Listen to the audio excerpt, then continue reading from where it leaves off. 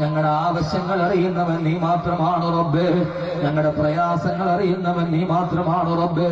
ഞങ്ങളുടെ ഹൃദയത്തിന്റെ ദുഃഖത്തിന്റെ ആഴം നിനക്കല്ലാതെ മറ്റൊരാൾക്കറിയില്ല അല്ലാഹ്.